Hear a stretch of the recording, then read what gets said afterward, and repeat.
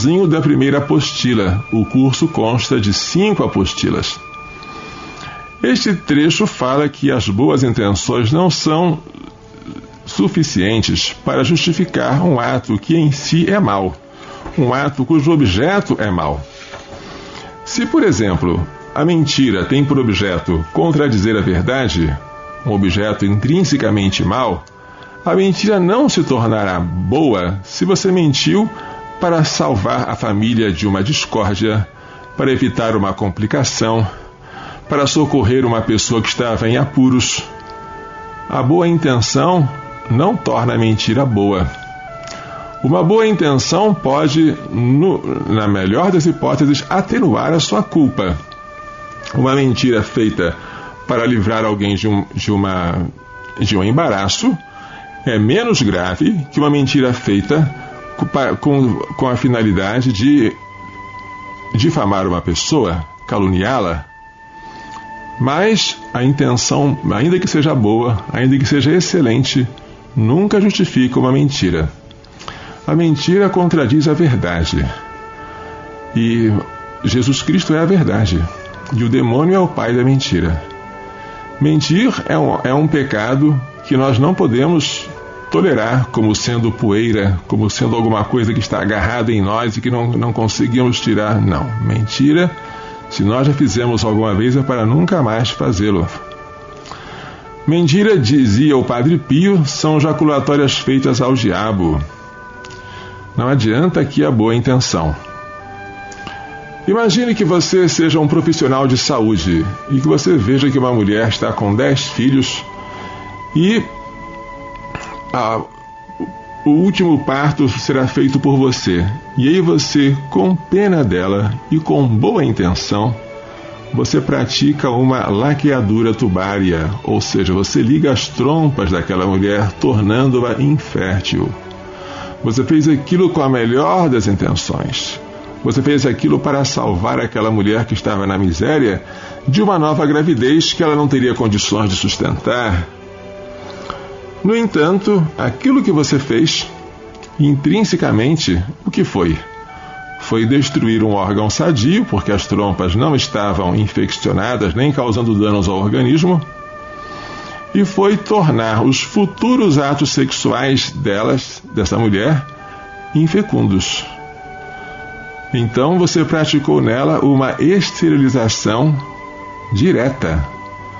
De agora em diante, a vida matrimonial desta senhora será fechada à vida, e os 2 esposos não mais vão se amar, porque o amor só existe entre 3, não se fecha entre 2.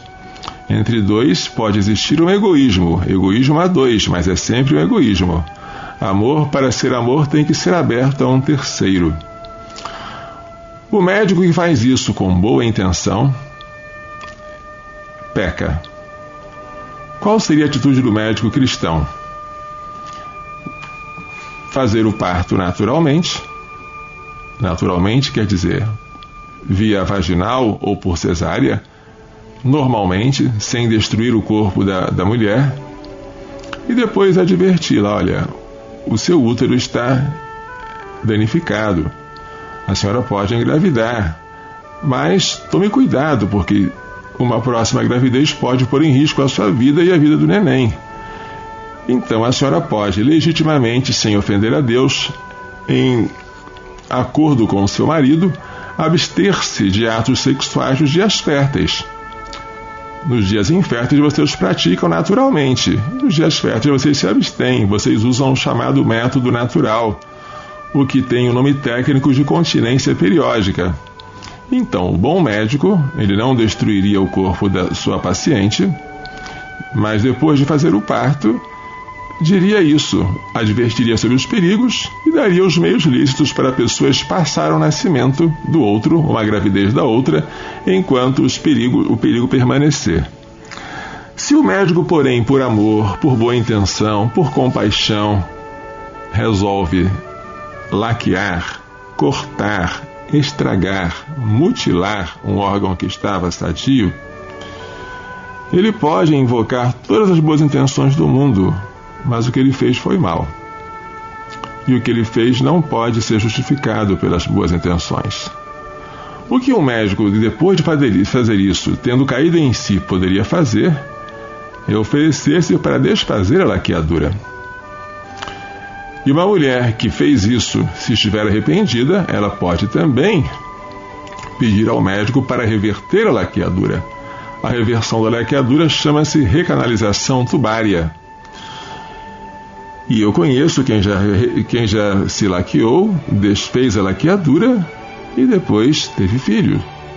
Não é uma coisa assim do outro mundo, dá para se fazer, embora seja mais difícil e mais cara do que uma laqueadura. Consertar é sempre mais difícil do que estragar. Portanto, uma mentira feita com boa intenção, uma laqueadura feita com boa intenção, uma vasectomia feita no homem com boa intenção, continuam sendo atos maus, atos que ofendem a Deus, atos não ordenáveis ao Senhor, atos indignos da pessoa humana. A intenção boa, ela não é capaz de justificar um ato que em si é mau. Falamos de vários deles aqui, por exemplo, o furto, o adultério, a prostituição.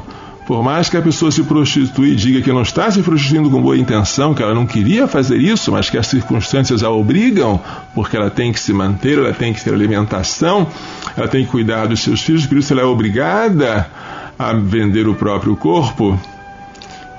Na verdade, tudo isso serve apenas para, no máximo, atenuar a culpa, mas nunca para justificar o ato.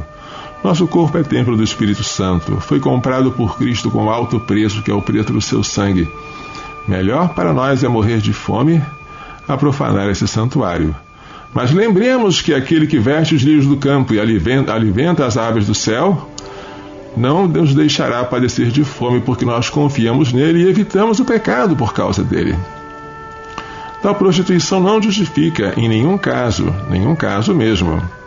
Assim como o adultério e o divórcio não se justificam. Você não tem justificativa para cometer um adultério porque a sua esposa foi adúltera. O erro dela não justifica o seu, o pecado dela não justifica o seu.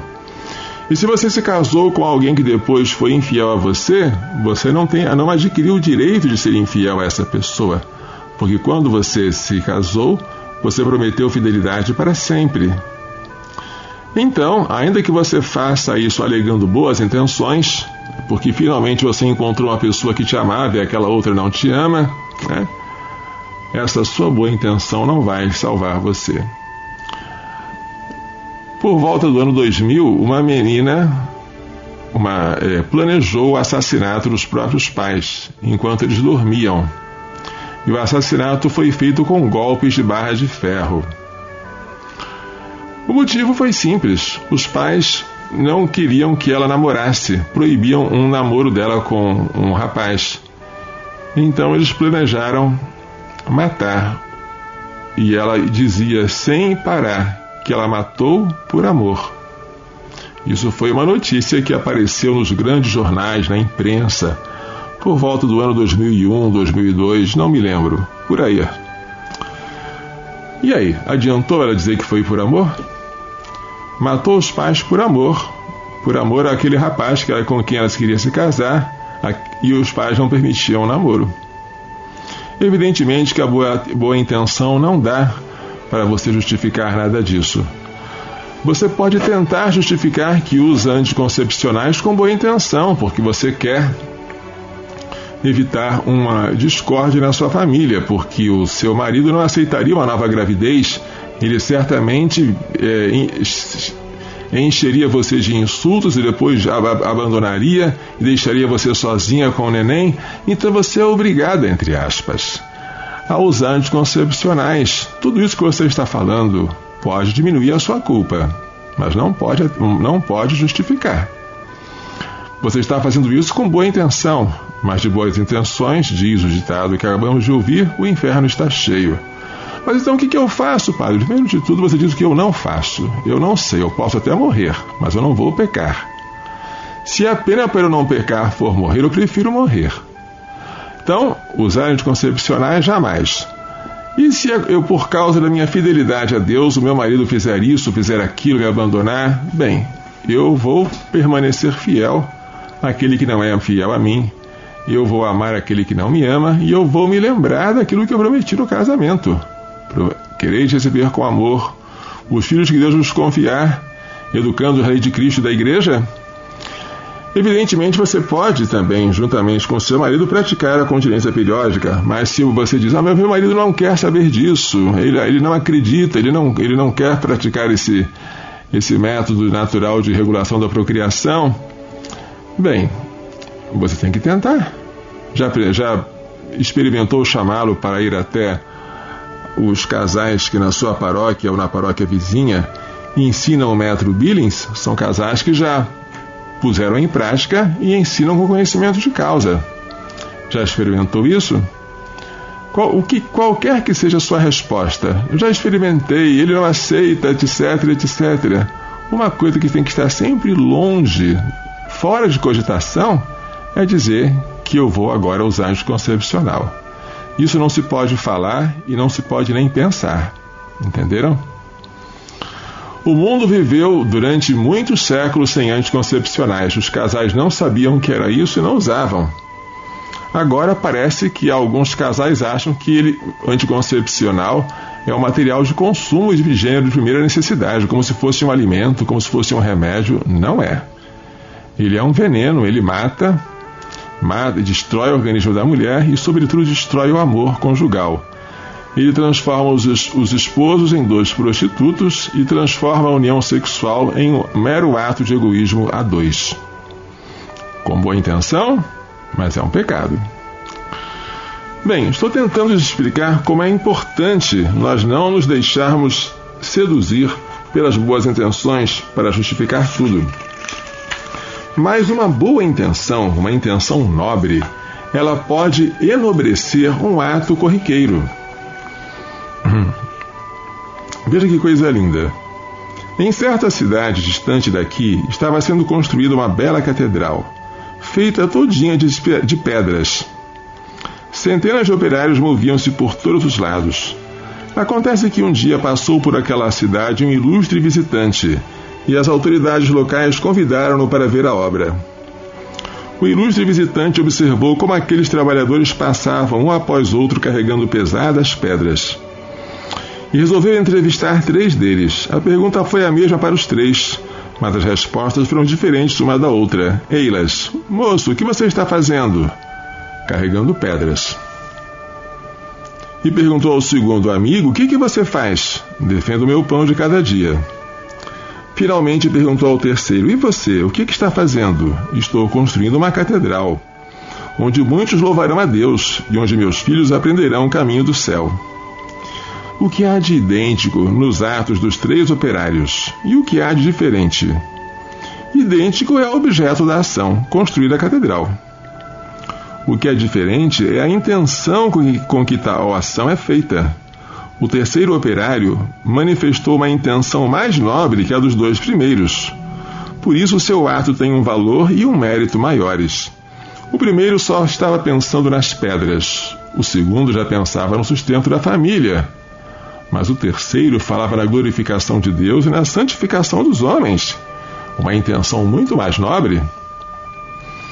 Assim, a intenção, diz o Catecismo, não se limita à direção de nossas ações singulares, mas pode orientar para um mesmo objetivo ações múltiplas. Pode orientar toda a vida para o fim último.